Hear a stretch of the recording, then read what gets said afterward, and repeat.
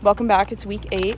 It's really hot here today. It's about 100% humidity. We are all dying. We just did a track walk anyways though because we are the champs and we want to get our steps in and we hate ourselves. Yeah, so it's week 8. We have a normal night tonight.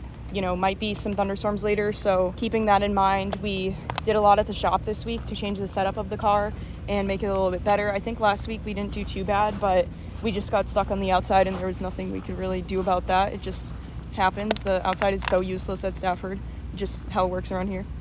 And we got to the track, we ate lunch, we put some new vinyl on the car so it's looking speedy. I just need to get my act together and actually put down some good laps on the track. And we're gonna go sign in right now and buy tires. 20 minutes later. Okay, so I have a new spotter this week because my spotter actually can't make it, so I asked Matt Bassler to help us out. He actually spots for another SK team here, so he's gonna be here anyways. And I had to get my radios programmed and tuned up so that they will work tonight. And I went to the only place that I trust with my radios, Sean Waddell. He's here every single week. This is the guy. He is the best in the business. How you doing? Yeah.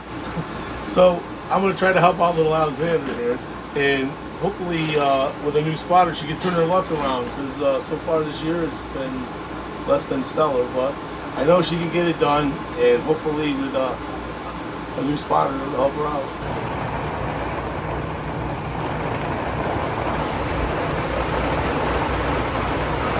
Later. So we just got back from practice and we decided that I think there's too much rear brake in the car, so I'm going to make that adjustment right now. And then we're also going to change one more thing because I think the car was a little tight, but it wasn't that bad. So we'll make those few adjustments. But yeah, my dad and I are on the same page about it, so I'll quickly do this right now.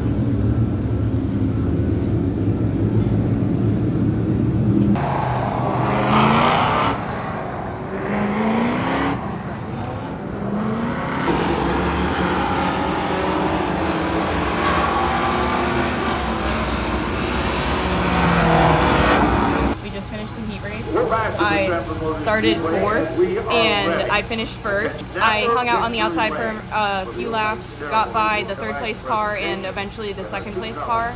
And then I was behind the leader for a while. I tried to make a pass on him, it didn't work out. You know, it is what it is, we're just gonna move on. Like, we wanna be the same place at the same time.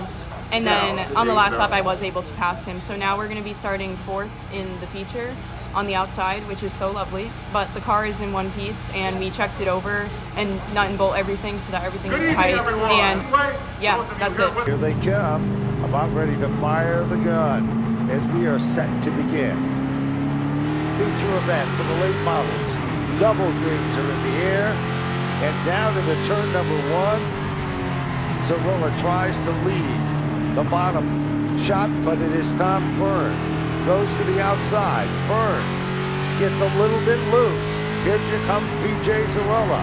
Tom Fern is in a fast car in the opening laps, but as the race goes on, it seems to go away. Trying to get out front while he can toward the front of the field. Tom Fern to the race lead. Alexander Fern looking to take the 2nd spot away now in the outside lane from BJ Zarola in car 20. Further back, 2Y Racing from 5th. Sturck up to the 4th position in car number 9 with Durant to right behind him in the 6th spot.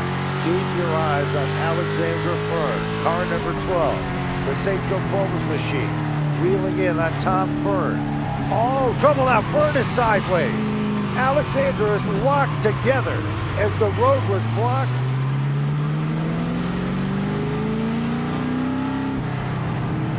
After that incident, I got a black flag, so we decided to pit because I would be restarting last anyways, and we could check on things and make any adjustments if needed.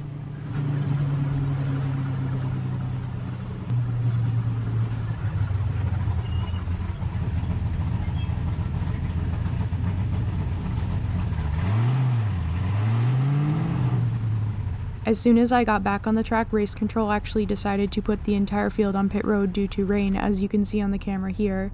We were on pit road in the rain delay for approximately 10 minutes while track crews dried the track surface, so it was not long enough for drivers to get out of the car, and we sat there with cars off and waited. Stafford. Here we go. Action off turn number 4. Minor delay with weather, but it is green and we are at speed. One car doesn't come up to speed. That's the 43 of Andrew Durand in the outside lane. Everybody will squeeze by to the bottom as Kane brings the field off of turn 2 and up the back straightaway for the top spot. It's going to be Zarella in second, Sturk in third, then Corey and Gambacorta the top 5.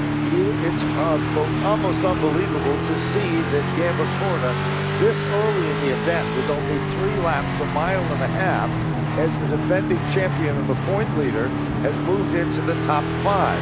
Usually the first half of the event, he lays back. Not tonight. The door opened and he moved on in. Back up front, Darrell Key, leader of the pack. Second place is the hot spot. Sturk continues to reel in on PJ Zarella. Then they are nose to tail to the bottom of the top 15.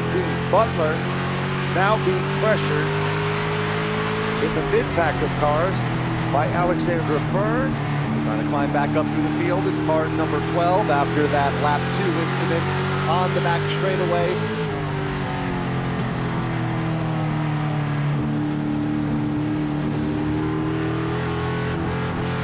Meanwhile, there is Alexandra Fern coming to the front, down underneath one of the Saunders cars, directly behind Verrecchio. That is the battle for the 7th, 8th, and 9th position.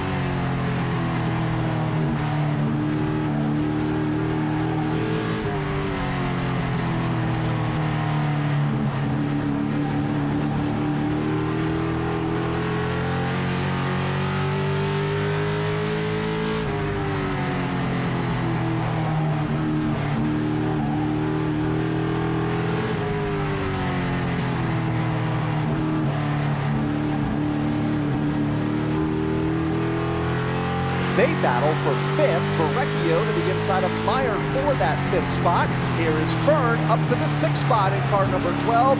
Alex Fern to the bottom of the speedway, bypassing last week's feature winner in Chris Meyer.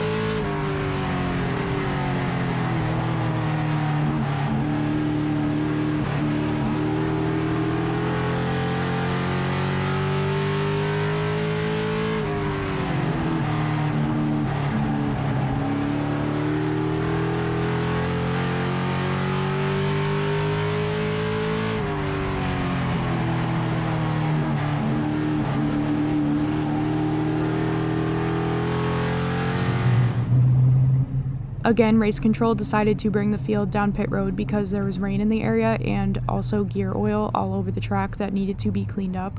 This delay was also about 10 minutes, so again, the drivers waited in their cars with the motors off. Also, we're not allowed to work on cars under red flag, so everyone just sits there and waits. Meanwhile, 3 years old, some kind of like sportsman racing. We're red right now because it was raining and a car had an axle fall out, so there's oil over the track. I accidentally spun out the leader at the beginning of the race, had to go to the back, and now I've driven up to 4th place. I'm starting behind the 39 in the restart. He's very fast, so I'm gonna just try and stick with him. The car is really good, but it's so hot. Like, I'm literally just holding it together.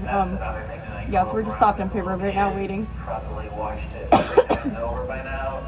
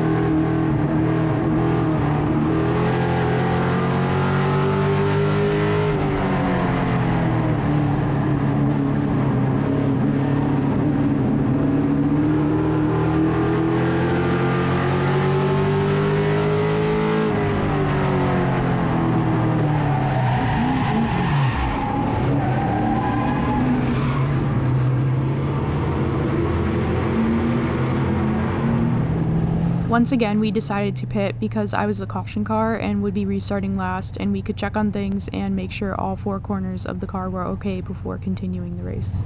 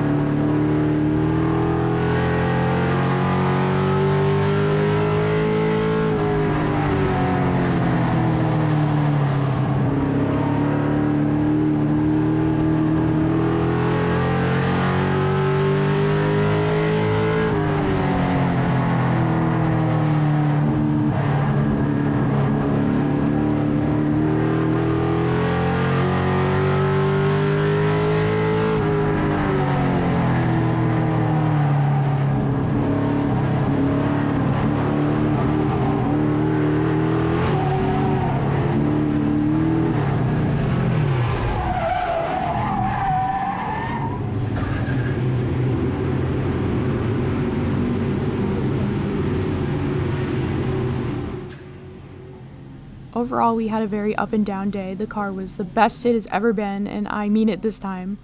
And coming into the feature, I was definitely nervous, but had no expectations.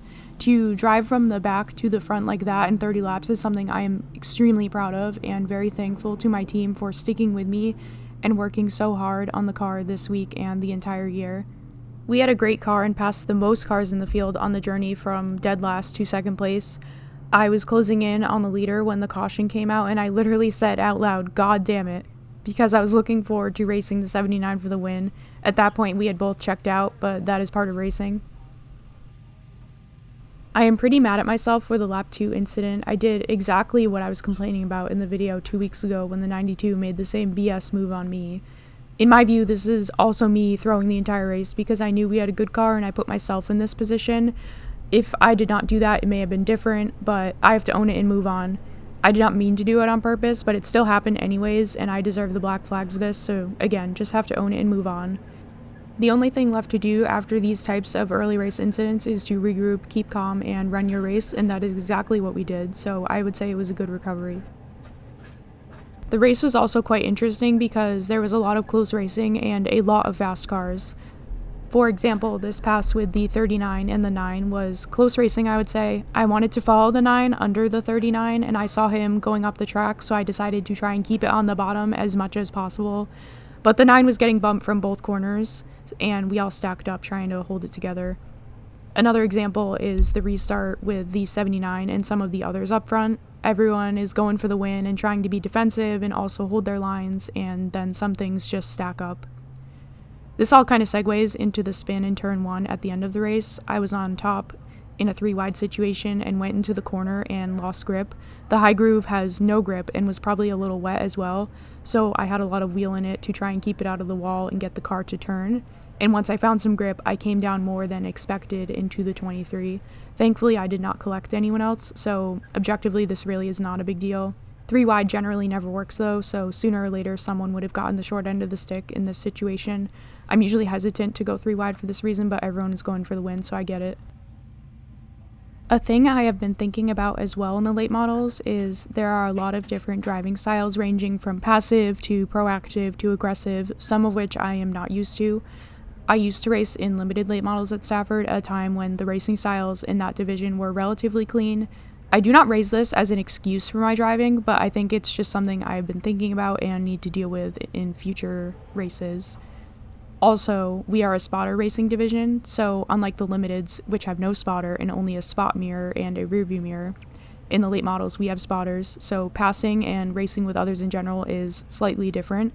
Again, not excusing my behavior, just sharing things I've been thinking about lately as we get more competitive, and I will continue to discuss them possibly in future videos in case it helps me or somebody else. Thank you to my team. They have done so much for me over the past week, and we have found something that we can work with, so I'm excited to see how we can make the car even better this week. Thank you to my sponsors, SAFCO Foam, Hamm's Chassis, Schaeffer's Racing Oil, RAD Auto Machine, New England Gear Polishing, and Ignite Marketing. I also want to say especially thank you to my dad. We had a night with highs and lows, and honestly I was pretty mad at myself when I got home, but then I saw this video that my friend Sav took on the infield as I was closing in on the leader with 5 to go, and it really put things in perspective for me and made me realize that this is what it is all about. I'm really looking forward to next week, and I'm so excited for the rest of July. See you then. Bye.